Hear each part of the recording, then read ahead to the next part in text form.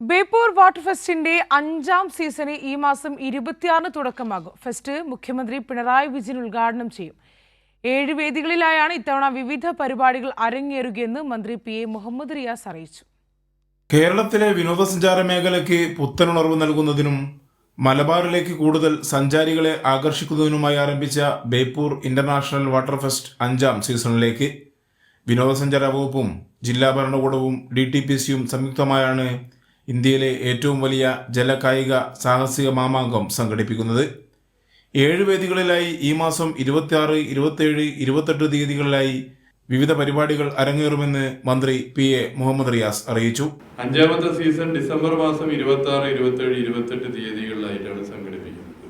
Beypore, Chaliyam, Nallur, Ramanattukara, Ganapathy school, Farook V park, Nallalam V park, Nallalam Abdurahman park എന്നിങ്ങനെ പുതുതായി വികസിപ്പിച്ച ടൂറിസ്റ്റ് കേന്ദ്രങ്ങളിലാണ് പ്രധാനമായും ഈ പരിപാടി നടത്തുന്നത്.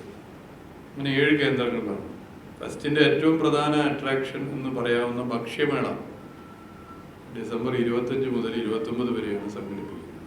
ഫെസ്റ്റിന്റെ പ്രധാന ആകർഷണമായ കൈറ്റ് ഫെസ്റ്റിവലിൽ ഇത്തവണ 5 രാജ്യങ്ങളിൽ നിന്നും 15 ഇന്ത്യൻ സംസ്ഥാനങ്ങളിൽ നിന്നുമുള്ള കൈറ്റ് ടീമുകൾ മാറ്റുരയ്ക്കും.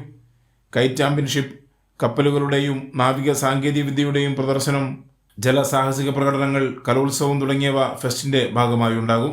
ഭക്ഷ്യമേള 25 മുതൽ 29 വരെയാണ് സംഘടിപ്പിക്കുന്നത്.